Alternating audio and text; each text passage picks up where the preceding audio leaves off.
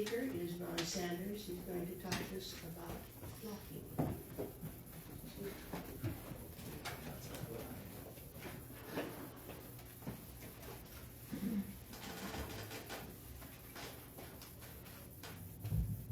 Good evening. I'm Ron Sanders. I'm a part of the Christian County MRA, and also I watch a lot of YouTube, and that's how I stumbled across the flock system.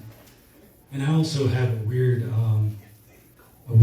thing of going into Supreme Court rulings and all that kind of stuff, and studying all that crazy stuff that nobody ever looks at, and learning this stuff kind of in depth and everything. So that's kind of where I pointed myself to whenever it comes to these flock cameras, because a lot of people are really upset about them. There's a lot of people that are really upset that we're criticizing them. And, it's also an issue that crosses over between Democrat, Republican, Libertarian, and all of that. So it's really a bipartisan issue. It's a nonpartisan issue. And it's all about our liberties and everything. So the first thing that we want to talk about is, what is a flock? Flock is a company that produces what's called an ALPR. It's an automated camera along the side of the road or on a cruiser that takes pictures of your license plates and your car. And in some cases, it'll take pictures of you in the car from the front. This past weekend's forum, the police really didn't talk about, they just talked about the only thing we're taking pictures of are the license plates, which was very important to hear from them because they're limiting themselves, which is a great thing. Some of the problems, some of the issues that I found, constitutional issues with your Fourth Amendment rights to be free of surveillance and investigations from the government. Law enforcement policy, what are they allowed to do and what are they not allowed to do with them, and the information that they gather. Government liability risks, what happens to us, the taxpayer, and how much is it going to cost us in lawsuits, civil lawsuits, whenever there are civil rights claims because of these cameras and stuff like that. And then IT security and data risks. There are reports all over the internet where people have gone and broke into the flock system or just found their way into the flock system, their network, and had access to all of their cameras. And they could see everything that was going on. And they had access to all of the data. So if there was data out there, they could download pictures, they could download videos, they could do whatever they want. They were smart enough not to do that, because then they could be prosecuted for stealing from the company and stuff like that. But, so what is an ALPR? It is an automated license plate reader. I think there's like about 35 different companies out there that produce these things and have the services that they offer. If you didn't get one, there's a summary of the, what city was that? I can't remember that. Panama City Police Department's contract that somebody sent to me, and I summarized it. It shows how much they paid, how much they're renewing, how many cameras they have, and what their relationship is between the flock company and the law enforcement agency. So if you guys want to get a little bit smart, it's a good summary, but that's just for Panama City, and it's kind of just for that city, but it gives you a little insight into exactly what the police are doing with these companies. Some of the stuff that they collect, we got license plate numbers, date and time of travel, the GPS location of these pictures, and vehicle details such as make, model, color. I'm understanding that the cameras are actually able to identify scratches and dents and bumper stickers so that they can create what they call a vehicle fingerprint. So now, even if they don't get your license plate, if they've taken pictures of your car before and you have a particular particular bumper sticker or a bunch of bumper stickers, or you were recently in an accident and you haven't had it fixed yet, or you have a certain type of specialty wheel or something like that, or how your windows are tinted. All of that is categorized through their AI system to identify your particular car, even if they don't get your license plate. And just a caveat on that, in Florida, it is now illegal to put something on your license plate or around your license plate area to defeat the AI that recognizes your license plate to take pictures and identify you. And that's scary. That is very scary, because that law has nothing to do with identifying you, because if I take a picture of your car and I see your license plate, I can read it. But because AI can't, they make it illegal, which, is something new in America. I want to keep it moving quick. I don't want to take too much of your time, but I want to get it all across. Some of the things, ALPRs do not just observe traffic in real time. They create a searchable database of where vehicles have been. And it's not just for 5 days or 5 minutes. The standard is 30 days. But each independent law enforcement agency can decide whether they want to keep the information for 6 months, a year, 2 years, whatever.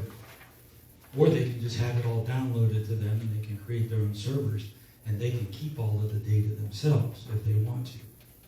And of course, that depends on which ALPR system they go with and which service provider they go with. But the most popular one that everybody knows is Flock, so I'll just stick to that for now. The data is collected on everyone, not just people suspected of a crime. So if you're going by one of these cameras, they can know, if they want to, whether you've been there or not. The Fourth Amendment protects people from unreasonable searches by the government. What is the difference between surveillance and a search? The intent of the government action. The government, in certain circumstances, they can surveil you all day long. Go to the Social Security office, they have cameras everywhere for security. So there are rules and there is Supreme Court rulings that say when they can and cannot surveil you. As a law-abiding citizen, they cannot just openly surveil you all day long. So that is something to think about. And it all has to do with long-term tracking. If they were just taking your picture and 3 minutes later that file was deleted, and all they're doing is looking at all the cars that are passing for this specific car that has a kidnapped kid or it's a stolen vehicle or something like that, they already have probable cause. So they can do that. And if they're purging the data immediately, it's the equivalent of me standing out on the street watching for a particular car and trying to catch a license plate number of the stolen vehicle or of the kidnapper's vehicle. But as soon as they put it in a database, it becomes something else. And that's what the Supreme Court looked at in a case called Carpenter with GPS data. Whenever we all got these phones, we all started tracking ourselves. And then all the government started to say as well, everybody's tracking themselves, right? So all we really need to do is get with the phone companies and tell them to give us this data, and then we can find you. And we can tell where you've been for the past 6 months, for the past year. And we're going to tell you, we can track down all of those drug dealers and the kingpins. They're not telling you that they can track down the innocent granny that just happened to be outside of the Capitol on that day and go arrest her because she was there. Not that she went inside or that she did anything nefarious, but she was just there. So they're not telling you that they can do that. Or, some miscreant can go and say, hey, I think my wife or my husband's cheating on me, so I need to spy on them. And then they abuse their power to find out what their spouse is doing or what their friend is doing. Or what somebody that is against the government is doing, like us. Or like maybe it would have been used against the guy at Ruby Ridge had this information and this technology been around way back then, right? Back then they would have been tracking him and tracking everybody around him, and they would have never thought about getting warrants, and they would have never thought about probable cause, they would have just told everybody, he's a bad guy and we got to go get him. So we got to think about that. That's really, really bad. And it all goes back to that Fourth Amendment, where we should not be under surveillance all the time. It changes our habits. It changes how we exercise our freedoms. It changes who we are as free people, believe it or not. As soon as you're under surveillance, you completely change who you are. And that's not who we're supposed to be. So anyways, the long-term tracking, what the Supreme Court calls it the mosaic effect. And that's where they look at how the government uses data to put together a pattern or a history of all of your whereabouts.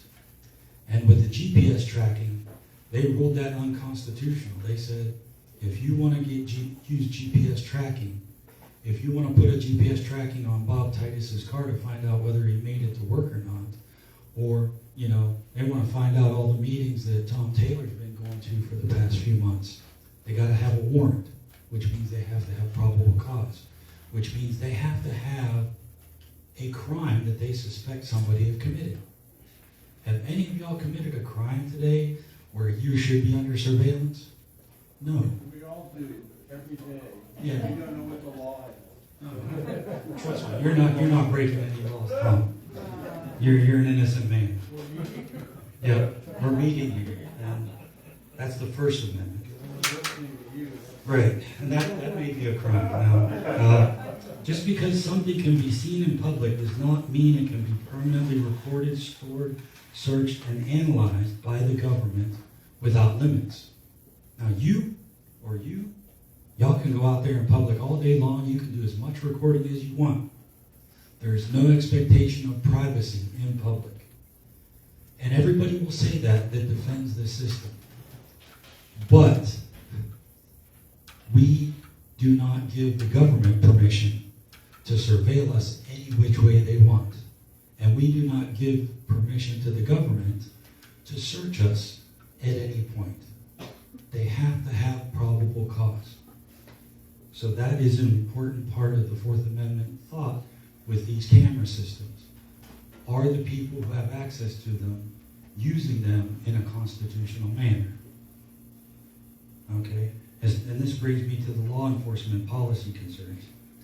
Last week, law enforcement was at the Moore Forum up in Springfield, and the state, the county, and the local law enforcement all told us that their policy is that you must have probable cause before you even sign into the system to access the information. Great, 2 thumbs up.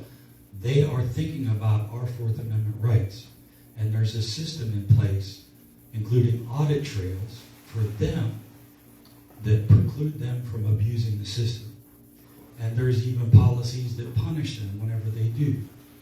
So that's 2 thumbs up for our law enforcement. From the state police on down, for everybody that I've heard of so far, they are doing us a good solid, and they are all following the law. But everybody, has a local law enforcement. Go do a FOIA and ask them for their policies. Take a look at it yourself. Because, Reagan said, trust but verify, right? So we should always verify. Read the policies. It doesn't take everybody to read them, but somebody should. And I hope it's not me that has to do all of it, right? So hopefully somebody else. There are other people out there doing it. By the way, we are being live streamed to Facebook, and I hope that everybody that's watching makes a comment and let me know where you're at and whether you like this or not. So that's good. Some common problems with policies. Many policies allow searches for vague reasons, investigative purposes. I want to find out what's going on. One of the biggest, I watch all these First Amendment auditor things, and the first thing that the policeman does is come up and say, they're like, am I free to go or am I detained? Well, you're detained. Well, why am I detained? I want to find out what's going on. You can't detain a person unless you suspect them of criminal activity. Not to figure out what's going on, not for investigative purposes, you have to have a crime, you have to have criminal activity as a police officer before you start investigating someone. Always keep that in mind. Sure, you don't have no expectation of privacy when you're in public, but the police are restrained from investigating anybody until they have a crime, suspicion of a crime, reasonable, articulable suspicion. So that comes into play with all of this. Fishing expeditions, intelligence gathering, unlawful activity, monitoring without suspicion, that is all unconstitutional. Mission creep, they look for stolen vehicles and missing persons. But over time, what happens? Everybody gets comfortable with it, right? And then all of a sudden the police are like, somebody's package was stolen. And I have this ALPR system that I can find out who stole it. And then I identify a vehicle that's been going through this area. The lady has the same hair color and the same stature. She must have stolen it. So I'm going to go charge her with theft because of the flock license plate reader. You were in the area, so that means you're guilty. And I'm telling you this because this is a true story that happened. The lady was a blonde, okay? She had a certain build that was similar to the person that was on the Ring doorbell that stole the package. If she wasn't driving a Rivian or a vehicle with the tracking system and the camera turned on, she would have been sent to jail. But she was saved by her own proving that she was innocent. Are we supposed to be proving ourselves innocent? No. But that cop, this is the mission creep. That detective, he got disciplined later on for doing this. But that detective was on her porch saying, I know it was you and you're lying to me. We have cameras that can see everything in our town. You cannot breathe without us knowing it. I believe that was what he said. Oh, wow. And that's crazy. Now she has to prove her innocent, or she's got to wait till the court date and let that hang over her head. That's the mission creep that they're talking about. Yeah, we want crime solved, but we want everything to be done constitutionally. Because what happens, two things that happen whenever law enforcement is not operating constitutionally. One, cases get thrown out, and the abuse happens anyways. Or B, innocent people get convicted, which is, to me, one of the biggest crimes that our government could ever commit on our citizens is to jail an innocent person, even for a minute, even for 10 seconds on the curb, telling them to sit down. If you don't have probable cause, you have no right to do that kind of stuff to people, and these systems can allow that kind of mission creep to enter into their operations. And, efficiency is going to be demanded. We want to see what we're getting for our money. And if nothing's going on, if these things we're spending $150,000 a year, and it's not effectively solving any crimes, then what is the leadership going to do? Hey, we need to start using these more. We need to start proving that it's worth spending this money. Or maybe they'll do the right thing and say, well, it was a nice try, but we need to get rid of it, which a lot of states and cities are starting to look at now. Government liability, I want to cover that. And that goes back to civil rights liability. This lady is going to sue that city outside of Denver. And my guess is she's going to get anywhere between $50,000 and $250,000. So, settlements. They don't even go to court. They will charge you sometimes. They will go for a year, 2 years, holding the charges over your head because they don't want to get sued. But 10 minutes after they drop the charges and you drop that civil rights lawsuit, they're writing a check. The insurance company for the city or the town will call them up and say, you can write up to a $250,000 check. If you let this go to court, you're going to lose, and we're going to discontinue our services to you as an insurance provider. They do that a lot.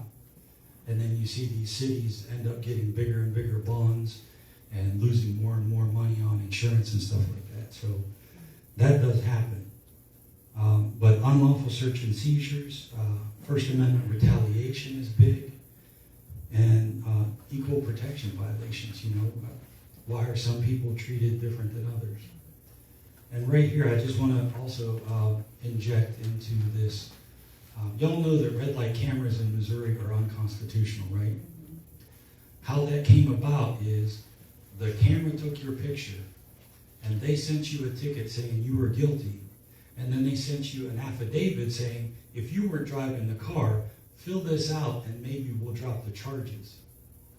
Right? So you're guilty, but if you prove you're innocent, then we'll drop the charges. And the Missouri Supreme Court said, well, we're not going to allow that anymore because it's unconstitutional.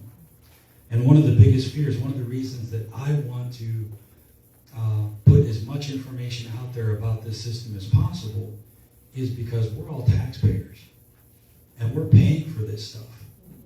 And what happened to all of those red light camera systems and all the millions of dollars that all of those jurisdictions spent on those red light camera systems? And one day the Missouri Supreme Court said, you wasted your money. And then all of the police forces, they integrated that into their operations.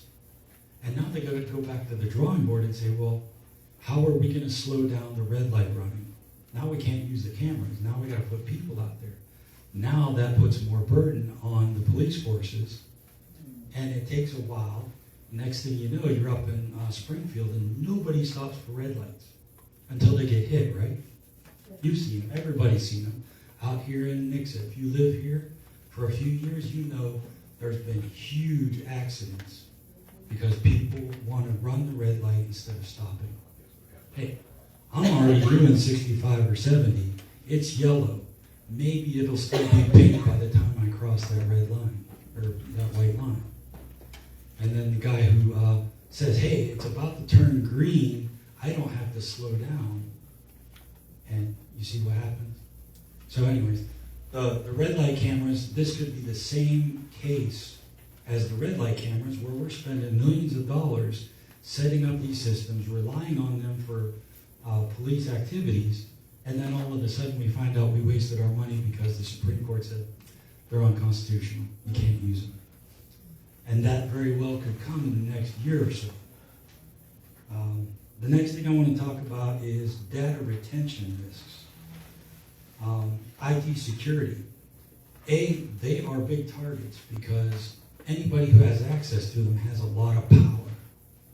And nefarious people would love to use that power to do things. You don't think that those drug runners are accessing those systems to find out where the police are? Think again. I'm pretty sure if those data accesses are breached, they are using them to find out where the police are and avoid them. So that's a dangerous thing. And if you go on YouTube and look up flock systems or flock vulnerabilities, you'll find a couple dozen different YouTubers that will walk you through exactly how they were able to breach it or how they were able to, go to the camera and actually disable it. So, yeah, it's a real vulnerability. I'll get you at the end. It's a real vulnerability that nobody's thinking about because it's such a valuable tool, we don't want to criticize it. But IT security, I think, may be its downfall if they don't get on the ball. Flock recently was caught on camera saying that anybody who criticizes their system is the equivalent of Antifa and a domestic terrorist. The CEO said that. So, yeah, that's out there too. So that's why a lot of people don't like Flock. But there are 33 other companies out there that are doing the same thing. And Flock is just a well-known name, so we don't want to say too much about them. But they aren't just cameras, okay? They came out with their second-level camera. It's called the Condor. And it has AI. And it also has pan and tilt. So that it can turn, it can follow you. And it has facial identification. And they are starting to build their civilian database of facial features. They want to get you in your car so that they know who you are from the registration, so they can attach that to what they think is your face, so that they can identify your face everywhere else. And some jurisdictions are starting to buy these systems so that they can remotely monitor parks and recreation stuff and all of that. So it is moving into AI territory. It is starting to become just like, what was that one movie, Minority Report? It is starting to become reality. And they are pushing it, and they are trying to shut down any opposition or any criticism of their systems. So criticize it more, push them more, expect them to stick to just what we want them to do. Because their patent says that they want to start doing pre-crime. They want to start doing predictive crime analysis for the police forces. And if you think that that's crazy and that's in the future, look up Pasco County, Florida, and the sheriff down there. Because he tried his own way of predictive policing, where if a kid got in trouble in school with drugs, they would investigate the whole family. They would harass them. They would drive them crazy and drive them out of the town and out of the county. And then you know what happened? Their crime stats were perfect. But none of those people could live there because their son talked to some guy who got in trouble with drugs. Things like that. It's crazy. It's out there on YouTube. If you look up Pasco County Sheriff and pre-crime or predictive criminal behavior, that was his policy. And he kept on getting reelected on it. These systems make it so that now it's all automated, just like Minority Report. And it's in their patents, saying that that's the objective of their patent and the objective of their systems. So it's not crazy. I'm not talking like a crazy person. I'm briefing you up on exactly what their patent says. I'm just like paraphrasing it. But go and take a look at their patent yourself. Go take a look at some of their contracts yourself. If you want, I will send you the contract that I received from Panama City. And you can look at the whole thing yourself if you'd like. But it is a benefit. I cannot stand people who drive around without insurance.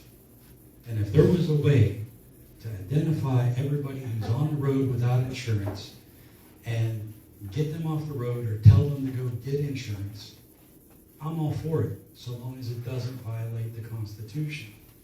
This could be that, I don't know. But I think it's unconstitutional. The reason I think it's unconstitutional is that it acts with the contract, it acts like a state agent. So the police force says, here's where I want the cameras. It's kind of like the police working a confidential informant. Confidential informant can go out and start gathering information all day long, legally, until the police get a hold of them and start directing them to do stuff. As soon as the police start directing them to do stuff, now they are state agents. Now they have to follow the rules of evidence. They have to have probable cause before they gather evidence. And it's the same. I think this is me. This is my guess, is that the Supreme Court is going to look at it like that and say, hey, this is just like a confidential informant. That contract is just like a confidential informant's contract. And you cannot go out and gather evidence until you have probable cause. And that may change the relationship between the police and the service providers. But right now, the way that they're doing it and the way that they're collecting data and storing it, I think is going to become unconstitutional, either at the state level or at the federal level. Now, some people out there may say, well, Ron, why do you think that? There is a case going on in Norfolk, Virginia, where the police chief said, hey, stick a camera right there. And the camera just happened to be pointing right at this guy's house. And the couple that lived at this house, they were a little bit peeved about it. They said, why are you taking pictures of me? You know, can you move it to someplace where all you're doing is taking pictures of traffic? And the police chief said pound sand. That literally, I don't know, maybe he did. Maybe he said get out of my office or something like that. But he was not nice about it. He said, I'll do whatever I want to do with these cameras. So now they're suing the city of Norfolk, and they're suing that police chief on 1984 grounds, which is civil rights. You know, you're violating my Fourth Amendment right to be free of searches and seizures, because they can prove that they are being tracked from their home to their work, to their place of worship, to their entertainment activities, to their grocery store. They have so many cameras that they've already gathered up all the data that the police chief has access to their whereabouts 24/7. They can't go anywhere from their house without being under surveillance. And that's working its way through the Fourth Circuit Court, which is where it's got to go before it goes to the Supreme Court, if it goes there. But I believe that that's going to be the case that goes somewhere, because they're surveilling them, whether they say we're actively doing it or not. If you set up cameras everywhere and you catch me going everywhere I'm going, you're surveilling me whether you intend to or not. And that's going to come up. But that's going to be, I think, the biggest case. I'm winding it up.